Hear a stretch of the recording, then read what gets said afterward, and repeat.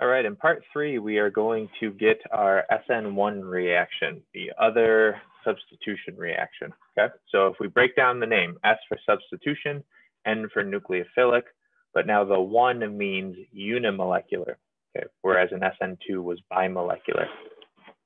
Okay? So still a substitution, right? So that means something that's getting replaced. Okay? And let's look at an example of one right here. Okay? I've got a tertiary alkyl halide, which in a previous video we said is not good for SN2. I have a nucleophile that's not negatively charged. So I would have a poor nucleophile. 2 factors that would indicate that this substitution reaction is slow, okay, because of the poor nucleophile and the steric hindrance. Okay? But this reaction is actually surprisingly fast. Okay? So that means maybe something else is going on. We've got a different mechanism. Okay? Because even if I took this and changed it to bromomethane, for example, it would still be slower. So that's indicating that I've got a different mechanism.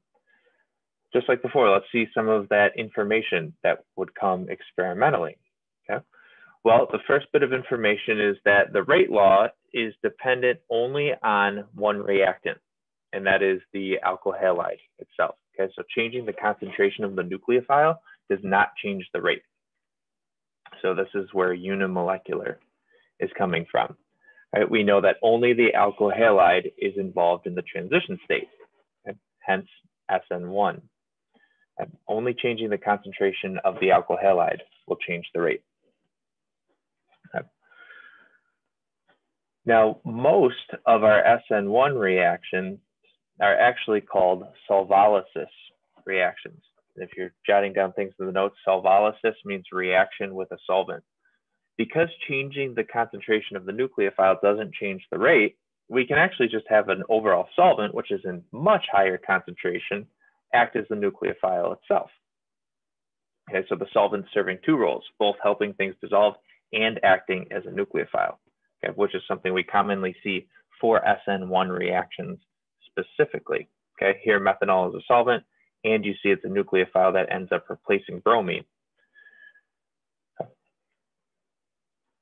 Okay, so our experimental evidence, which is going to go into the mechanism on the next slide, is in 3 parts. Okay, the first one we already talked about, rate of reaction depends only on concentration of alkyl halide. Number 2, we've alluded to, tertiary alkyl halides undergo SN1 reactions with poor nucleophiles, okay? But the other ones don't. And the stereochemistry information is significant as well. We get 2 stereoisomers from an SN1 reaction. One keeps the same configuration, the other one's inverted. So what that means is if I started with a reactant, an alkyl halide that was just R, my product will be a combination of R and S. R retained the configuration, S was inverted.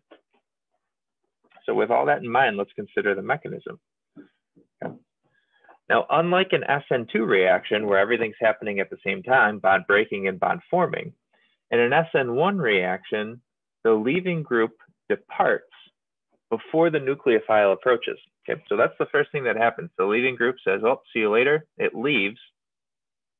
Okay, you see bromide over here is left, and it leaves behind a carbocation. That's the slow step. Okay, that's the rate determining step of the reaction. So you see we're dependent only on the concentration of the alkyl halide. Then once I've formed the carbocation, a nucleophile comes in and attacks that strongly electrophilic carbocation. Okay. The initial product there is a protonated alcohol, which we know is extremely acidic. Okay, so the last step is just ditching that proton to the solvent in a proton transfer reaction to form our final product. In this case, an alcohol. Yeah. So this last step is just controlled by the pH of the solution. We're concentrated with the slow step right here. Form a carbocation, then the nucleophile comes in and attacks, deprotonate if necessary. Okay. And that agrees with all of the evidence that we've seen. Kinetically, it depends only on the concentration of the alkyl halide. SN1 reactions really only happen with tertiary alkyl halides because tertiary carbocations are the most stable, right? We have to be able to overcome the energy barrier to form this. We need that to be stable. And the fact that we have some racemization, right, favors this mechanism, because with a carbocation intermediate, the nucleophile can add from both sides, meaning some will be R and some will be S. Looking at the reaction coordinate diagram, we can see what's going on, right? The fact that this first step has to be the slow step, the rate determining step, because it's the only one in the rate law, largest activation energy. Right, then I form the carbocation intermediate, smaller energy barrier over there to form the protonated alcohol, and then it's just an easy deprotonation. Okay. And we'll talk more about those solvent effects later on. So to summarize, right, because we need to identify, one of the biggest challenges in chapter 9 by the end of it is identifying, is it going to substitute or is it going to eliminate? And within those substitutions or eliminations, is it SN1 or SN2? Is it E1 or E2? So if you have a primary or a secondary alkyl halide, okay, or a methyl halide, those only undergo SN2 reactions. Tertiary alkyl halides only undergo SN1 reactions. Okay, so that's pretty easy, but this is an important slide. Look at the alkyl halide. Substitution, you have to determine which type. Methyl primary, secondary, all SN2. Tertiary, SN1. Okay. And we've already talked about how this supports the experimental evidence.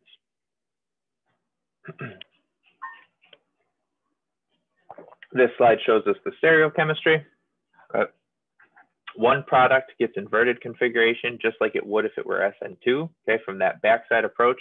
But because the nucleophile can approach the carbocation intermediate from either side, some of your product will still have retained configuration. So your product is a pair of enantiomers, right, which is shown better in this slide. That water can approach from either side. One is going to have inverted configuration. One is going to maintain the same configuration. But it's not actually a 50-50 mix. Okay, so you're not going to get 50% R, 50% S. You're not going to get a 50-50 racemic mixture. This reaction undergoes what's known as a partial racemization. Okay? So why is that? Well, when that leaving group has departed, it's still kind of hanging out near the carbocation. Okay? It's known as an intimate ion pair. Right? You can see the electrostatic interaction, right? Positive charge, negative charge. So it's still blocking the approach of the nucleophile, just not as much as if it were actually bonded, like it still is in an SN2 reaction. Okay? So you get a larger excess of the inverted product, okay, because the front side is partially blocked. So you still get more backside attack than anything. So it's not 50-50. You get more inverted product than you do where the configuration has been retained. Right? So if you were R to begin with, your product will be more S than R, and vice versa. And again, summarizing what we saw in SN1, right? Rate depends only on concentration of alkyl halide. Right? Only tertiary alkyl halides undergo SN1 reactions. If it's primary, secondary, or methyl, it's going to be SN2. And we just talked about the product being a pair of enantiomers, but the one with the inverted configuration will be in excess. So let's finish by looking at the factors that can affect an SN1 reaction and then comparing it to an SN2 reaction. Okay. Well, the good thing is, in terms of leaving groups, the rule's the same. The weakest base is the best leaving group. Okay? So alkyl iodides will be more reactive than alkyl bromides, alkyl chlorides, or alkyl fluorides. Okay? Because that iodide is less tightly held. So this will have the fastest reaction rate in an SN1 or an SN2 reaction because the weak base is the best leaving group. That refers to both substitutions. Okay? And for SN1 reactions, that's it. Okay? Because the nucleophile isn't in the rate law, changing the nucleophile won't change the rate. Okay? For an SN2 reaction, making a better nucleophile will make a faster rate. But here, it doesn't matter. So SN1 reactions are easier. How about competition between the two? If I've got an SN2 and an SN1 reaction. And one thing I want to point out, a common area of confusion. SN2, SN1. An SN2 reaction only has one step. The 2 refers to the fact that it's bimolecular. An SN1 reaction has 2 to 3 steps. The 1 refers to it being unimolecular. I see students mix that up a lot. Okay, don't fall into that trap. SN2, bimolecular, 1 step. Okay. SN1, unimolecular, multiple steps. Okay. Nice comparison from your textbook. Okay, looking at table 9.3. Right, this is a nice way to summarize. Take a second, pause the video and look at this slide, or look it up in your textbook. Compare SN1 and SN2. Okay, some things are the same, like leaving groups. Other things are different. Now, in theory, an alkyl halide could do SN2 or SN1 reactions. Okay? Considering the rates clears that information up. Right? Why tertiary alkyl halides only undergo SN1, right? Whereas everything else only does SN2. Don't worry too much about the rate derivations in the book, in your textbook, right? Because they go into a whole deep dive about contributions to rate, etc. At this level, just look at the structures, okay? Identify what kind of alkyl halide you have. Is it methyl? Is it primary? Is it secondary? If so, then it's going to undergo SN2. Okay? Primary and methyl, because they can't even form carbocations that are stable enough to exist. Right? Secondary is a little trickier. Carbocation formation is too slow, right, to make up for the large concentration of the nucleophile. Right, so it's not going to form that carbocation before the nucleophiles come in and attack. Right? Tertiary, though, those will only undergo SN1. Too much stuff's in the way to undergo back that attack. They'll form the carbocation instead. And so look at the structure, identify what you got. These 3 will do SN2 reactions. Only if you have tertiary will it undergo SN1.